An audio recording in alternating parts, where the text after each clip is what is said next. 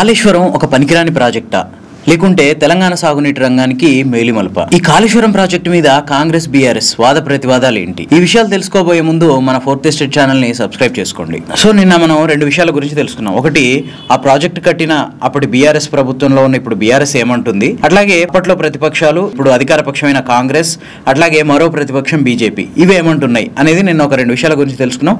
ఈ రోజు మరో రెండు విషయాల గురించి తెలుసుకుందాం. అదేంటంటే, ఫస్ట్ నుంచి కాంగ్రెస్ వాదన తమిడిహెట్టి దగ్గర బ్యారేజ్ కట్టుంటే డైరెక్ట్ గా ఎల్లంపల్లికి గ్రావిటీ ద్వారా నీళ్లు వచ్చాయి, అక్కడి నుంచి చేవెల వరకు ఎత్తిపోసుకునే వాళ్ళం. ఇది కాంగ్రెస్ వాదన. దీనికి బీఆర్ఎస్ ఏం చెప్తుందో ఒకసారి చూద్దాం. తమ్మిడిహెట్టి దగ్గర 152 FRL అంటే ఫుల్ రిజర్వాయర్ లెవెల్ 152 మీటర్ల ఎత్తుతో బ్యారేజ్ కట్టుకుంటే మహారాష్ట్ర దీనికి ఎట్టి పరిస్థితుల్లో ఒప్పుకోము అని చెప్పి తెగేసి చెప్పింది. 148 మీటర్ల వరకు అయితే మేము ఒప్పుకుంటాం అని చెప్పి మహారాష్ట్ర చెప్పింది. కానీ తమ్మిడిహెట్టి దగ్గర 148 మీటర్ల ఎత్తుతో మాత్రమే అక్కడ బ్యారేజ్ కడితే ఏం జరుగుతుంది అనేది బీఆర్ఎస్ చెప్తుంది. యాక్చువల్ గా ప్రాణహిత చేవెళ్ల ప్రాజెక్టు డిజైన్ చేసింది మొత్తం 160 TMCల నీటిని ప్రాణహిత నుంచి చేవెళ్ల వరకు తీసుకురావాలనేది ప్రాణహిత చేవెళ్ల ప్రాజెక్టు ముఖ్య ఉద్దేశం. కానీ ప్రాణహిత నుంచి చేవెళ్ల వరకు మొత్తం రిజర్వాయర్ల సామర్థ్యం వచ్చేసి 16.5 TMCలు మాత్రమే. అంటే 160 TMCల నీటిని తరలించడానికి కాంగ్రెస్ పార్టీ ప్రపోజ్ చేసింది జస్ట్ 16.5 TMCల కెపాసిటీ ఉన్న రిజర్వాయర్లు. మరి 16.5 TMCల కెపాసిటీ ఉన్న రిజర్వాయర్లతో 160 TMCల నీటిని ఎట్లా తరలిస్తారంటే,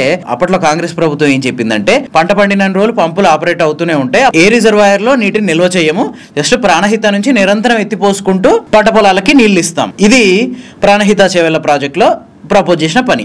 కానీ 160 TMCల నీళ్లు తమిడిహెట్టి దగ్గర అవైలబుల్ గా ఉన్నాయా అంటే ఉన్నాయి. ఎంత అవైలబిలిటీ ఉంది అక్కడ? 168 TMCల అవైలబిలిటీ ఉంది. నిన్ననే అనుకున్నాం కదా, తమిడిహెట్టి అనేది ఒక బార్డర్ లో మహారాష్ట్ర తెలంగాణ బార్డర్ లో కట్టే ఒక బ్యారేజ్. ఇక్కడ గనక బ్యారేజ్ కడితే ఇది బార్డర్ లో ఉన్న బ్యారేజ్ కాబట్టి ఫ్యూచర్ లో ఎప్పుడైనా ఇందులో ఒక 65 TMCల వరకు మహారాష్ట్ర అడగడానికి హక్కు ఉంది మహారాష్ట్రకి. సో ఈ బ్యాక్ వాటర్ అనేది మహారాష్ట్ర దాకా వెళ్తాయి కాబట్టి బేసికల్గా 152 మీటర్లకి మహారాష్ట్ర ఒప్పుకోలేదు. ఒకవేళ మహారాష్ట్ర ఒప్పుకుంటే 148 మీటర్ల వరకు కట్టుకున్నా అప్పటికి బ్యాక్ వాటర్ అనేది మహారాష్ట్రలో కొంత భాగానికి వెళ్తాయి. సో ఫ్యూచర్ లో మహారాష్ట్ర అందులో నుంచి కొంత నీటిని అడిగే హక్కు ఉంది. ఆ నీటి సామర్థ్యం ఎంత అంటే 65 TMCలు. సో ఇక మనకు మిగిలేదు ఎంత? అందులో 100 TMCలు.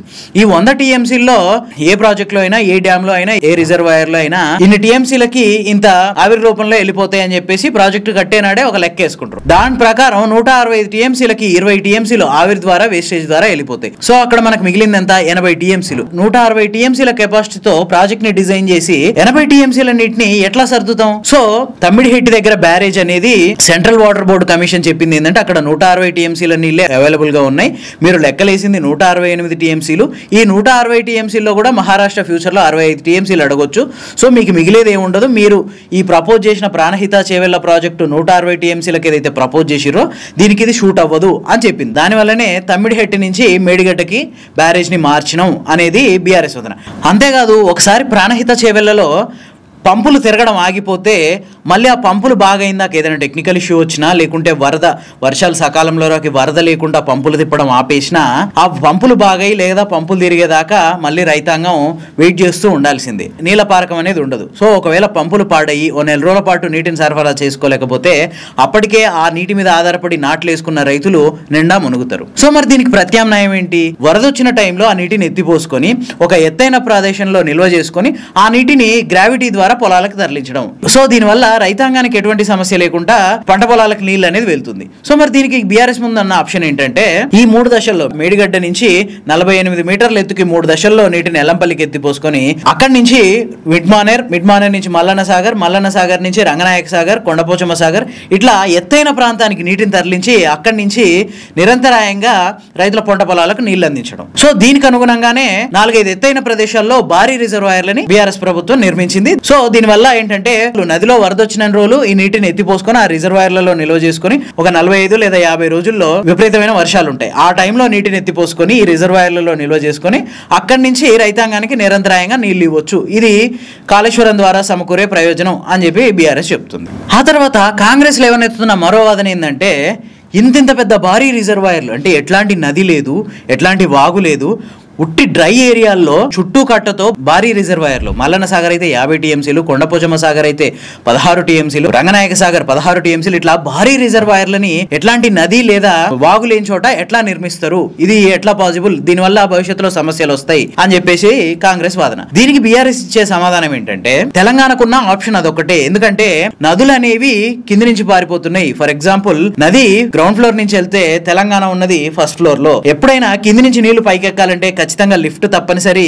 ఆ పైన ఒక ట్యాంక్ లో నీళ్లు ఎట్లా స్టోరేజ్ చేసుకుని మళ్ళీ కింద అవసరాలకు వాడుకుంటామో అదే మెథడ్ ని ఇక్కడ ఫాలో అయినాం. గోదావరి నుంచి నీళ్లు ఎత్తిపోసుకొని మల్లన్న సాగర్, కొండపోచమ్మ సాగర్, అనంతగిరి రిజర్వాయర్, రంగనాయక సాగర్ ఇట్లాంటి వాటిల్లో నిల్వ చేసుకుని వాటి నుంచి రైతాంగానికి నీళ్లు ఇస్తాం.